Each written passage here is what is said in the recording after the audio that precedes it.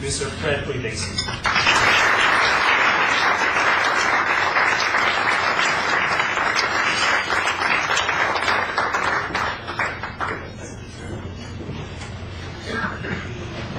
Well, good evening, ladies and gentlemen, and Philip, thank you for that very long and elaborate introduction, far more than I deserve. But when Ramesh invited me to speak this evening on a variety of topics, I said, oh, this is, now you're making me work for my dinner this evening. And normally I just go on, but I had to jot a couple notes down so I would not under-deliver and embarrass Ramesh in front of his colleagues for your chamber. I'm asked to speak about my business experience and my observations, and I look around this room with very astute disciplines, so I have to say it's a little bit daunting to think that I'm going to teach some of these very experienced gentlemen. But I will at least share with you my experiences, what I have learned, what I think have been recipes for success, some of the challenges we've had, and some of the common denominators that I've seen with successful business people and just successful people in life. Passion, dedication, hard work should come as really no surprise to any of you.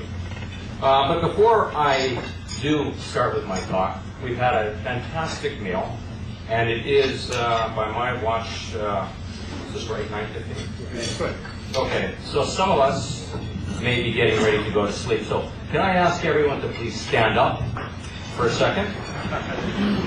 All right. And let's get the blood flowing. Let's raise our arms, okay? All right, stand up on your toes. Okay, get up on your toes. Now, go to your left. Put your hands on the shoulder of the person in front of you. Okay? Don't know with your left, it's the other left. Okay? Now, start to massage her shoulders. Alright? Give a good background. Get that blood flowing. I don't want anyone falling asleep while I talk to you. Alright? No, it has to be good, because you know what? If you don't do it good, now you reverse. And if you did not get a good massage, then it's the other one. Alright, give the other person a massage. Okay, thank you very much.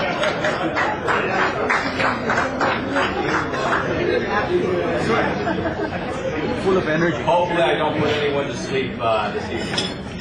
So I will talk a little bit. I'll give you a brief background of myself, not so much in terms of the CV, but I think the background in how I came into joining our family business and then having the opportunity to lead it. I'll share with you some of the insights and the experiences I've had. Ramesh was kind enough to share with me the demographics of your group, and from what I understand, that there is an overwhelming majority of those in family business, either in second and possibly even in third generations of your businesses. And then talk a little bit about succession planning. And you know, the irony of succession planning is it's very difficult to do. But I'll come to that later on. I am the oldest son of a Filipino-Chinese father and an American mother. I was raised here, born in Cebu, but raised in the Philippines till about 14, and then I went to boarding school. But as a young boy, it was my father's dream that I would come and join him in business. I think, as I look at many of the men and maybe some of the sons here, that I think you always have that dream that you will pass the business down to the next generation. But the interesting statistic about family businesses is that an overwhelming majority fail in that first generation to the second generation. And an even higher percentage of family businesses fail from the second generation to the third. In the Chinese tradition, there is a saying, poor man, rich man, playboy. And the third generation throws it away. I am that third generation, so I'm reminded about that a lot. And so, you know, my father would talk to me and says, you know, it would be really great if you could come join the family business because you have that responsibility. And when you're an 8-year-old boy or a 9-year-old boy, you really don't understand what he's talking about. I would go to the office with him. I'd see him pushing paper. We didn't have computers back then. He'd take me to the factories, and I was still too young to really understand. But what I did know is that my father grew up during World War II, and they had means prior to the war, and they lost everything. His older brother was killed 3 days before the war ended, and they really had to start from scratch. And he applied himself and was able to attend Stanford University shortly after the war, and then came back to start his business career. His dream was to become an aerospace engineer. And his father said, well, exactly how many planes do you think we're going to build in Manila? So that dream was shot down very quickly, and he decided, well, you know, we're still a big country and people need to eat, and we'll get into the food business. And so my father's first business was in flour milling, and that led into feed milling and into agribusiness. And then not until the 70s did we get into the milk businesses, which we're most closely associated with today. But the things that I learned from my father, some were very cryptic. My father was not a man of very many words, and he would not sit me down and lecture me, but he would prefer instead to have me learn from his own actions. And I could tell, even as a young boy, that he worked extremely hard. He would be gone early in the morning, and he would come home late at night. A 12-hour day, 6 days a week, was not uncommon for him. And I remember remarking to my mother, I said, you know, Dad works so hard, he isn't around a lot. I'll never be like that.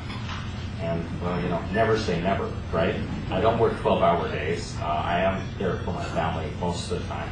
But I think that work ethic is very pronounced, and I think it's a key characteristic that I'm proud of, and it's what I look for in the people that we hire. The second is to do the right thing, and Philip talked about that. It's not doing things right, but really doing the right thing, and whether that's righteous.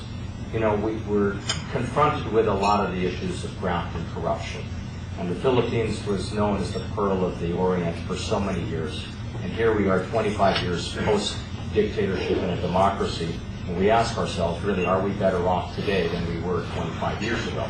It's a very challenging question, and I'm sure we could spend all night tomorrow and the next year debating that topic. But I think at the end of the day, it takes really the political will and the dedication of a generation to sacrifice if indeed we want to move to the next level. And that's something that my father talked about, is if you do the right thing, you can look in the mirror when you come home at night with a clean conscience and know that no one can judge you differently. And that's something that I go to bed with a clean conscience, because I know we do the right thing. We're fair with our people, we're fair with our customers, we pay our taxes, all of them, every day. And I think that's very, very important. And the last is really to be firm but to be fair. Phil talked about my competitive streak, and my wife refers to it as my character flaw. But I am competitive, I am firm, but I think I'm fair, because I'm not going to ask someone to do something that I'm not prepared to do myself. So growing up, I mentioned my father taking me to the factories and asking me to go and see what he was doing. He had his first heart attack when he was 41, and he got married quite late. I was not even a teenager at that point in time.